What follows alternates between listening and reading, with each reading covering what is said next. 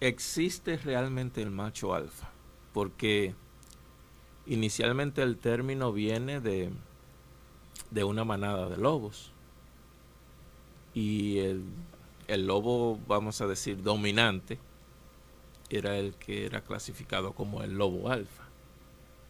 Entonces, ¿cómo llegamos de allá, de animales a hombres, a tener el macho alfa, el hombre alfa? El macho alfa, que es algo tan publicitado, tan vendido, que usted encuentra miles de cuentas de redes sociales, libros muchísimos, en YouTube encuentra muchos machos alfa definiéndose cómo son ellos y cómo eran antes cuando eran beta, que eran tristes, se sentían rechazados y ahora son felices y viven la vida muy bien porque son alfa. Mira, José, bien que comienzas por esa pregunta, porque justamente mi primer comentario iba de entrada a destruir ese mito. O sea, realmente es una falsedad. No existe como tal el hombre alfa. Existe en la pseudopsicología o en la psicología popular. Existe como una serie de pseudoconceptos que describen la supuesta personalidad de los hombres, sobre todo, aunque también se habla de la personalidad alfa en mujeres, ya hoy, sobre todo en esta sociedad muy abocada al feminismo más radical. Ya se habla de las mujeres alfa, de las mujeres beta, de las mujeres omega, de las mujeres delta, en fin, todo el vocabulario, todas las letras del alfabeto griego.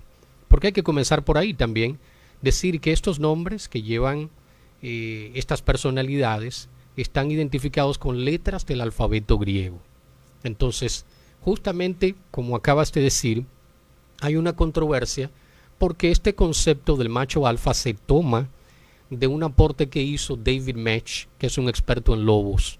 David Mech estudió, hizo experimentos con un equipo de trabajo por allá por los años 60 del siglo XX, 1960, y en estudios con lobos en cautiverio, entiéndase enjaulados o presos en un lugar, ellos se dieron cuenta que siempre había uno que era como el que dirigía, el que llevaba como la voz del grupo, pero que con frecuencia ahí en cautiverio había peleas entre los lobos. Casi siempre ganaba ese, el que llevaba la voz cantante, que era el más fuerte, el más agresivo, el más violento, y era como el que ponía el orden en las peleas que se armaban. De ahí, él se da cuenta y dice David Mech que le surge la idea de denominar como alfa a este lobo, que es el líder, el que lleva la predominancia o el control del grupo, de la manada.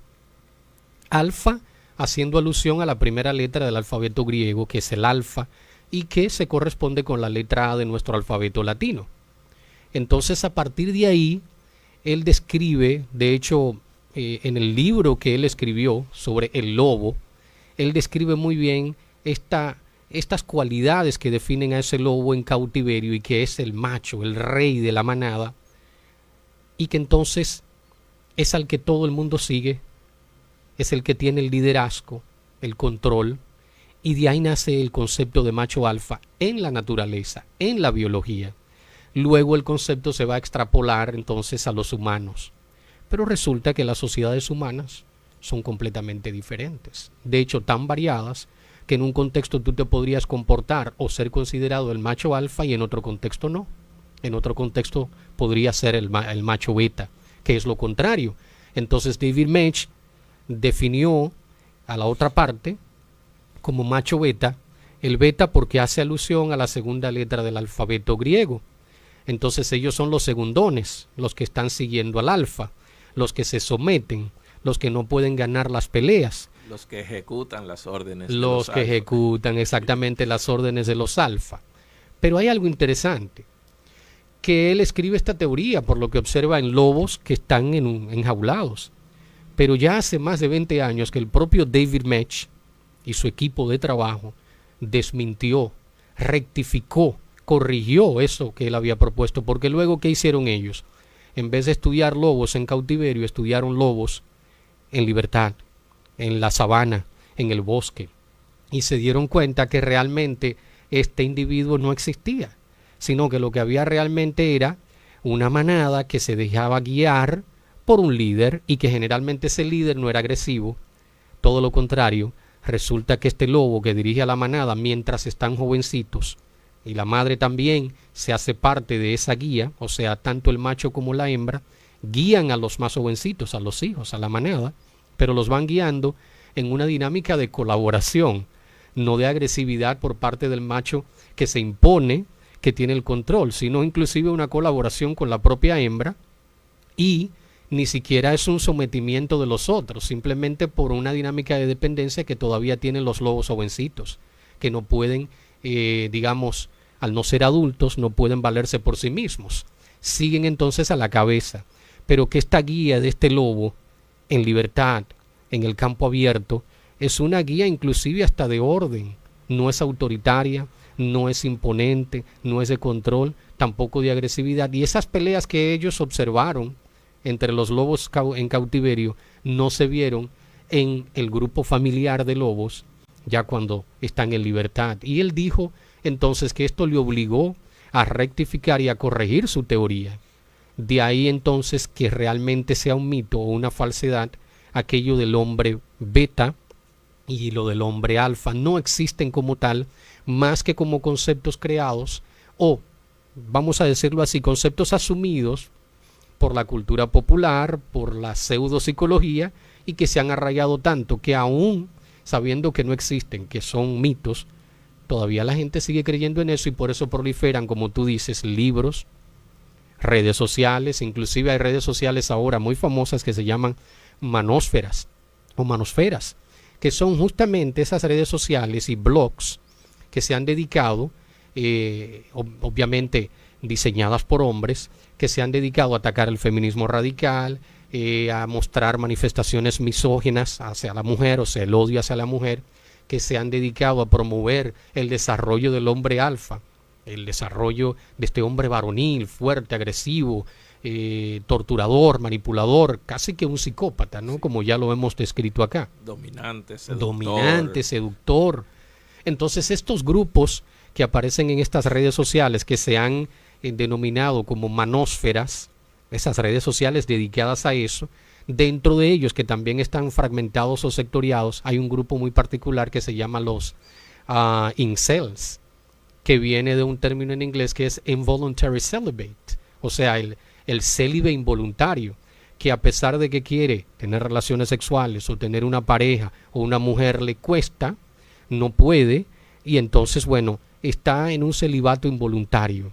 Entonces los incels, muchas veces al no poder casarse porque no encuentran pareja o no saben cómo ligar con alguien, no tienen las cualidades, los recursos para ligar con alguien o no son atractivos para las mujeres, estos incels se han dedicado también en redes sociales que ellos han diseñado a promover la misoginia, por un lado, a promover el desarrollo del hombre alfa, no seas sumiso, no te sometas, maltrata a la mujer, trátala trátala como un objeto, búrlate de ella, manipúlala, sedúcela, úsala, acuéstate con ella, utilízala y luego la botas y la tratas mal, además. O sea, todo un discurso fomentado por el odio de aquel que no puede tener prácticamente, que no logra conseguir. Exacto. Se llama incel y muy famoso el término porque hay hasta discusiones y foros muy interesantes sobre estas figuras de los incels y los que aparecen en las manósferas o las manosferas, redes sociales dedicadas a promover el desarrollo del hombre alfa. Entonces, José, y esto también para la audiencia, no aclarando, ya de por sí son pseudoconceptos. ¿Qué es un pseudoconcepto?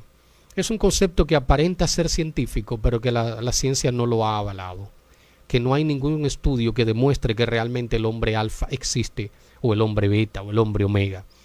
La ciencia no apoya eso y pertenece a la cultura popular, o mejor dicho, como a mí me gusta decir, a la pseudopsicología.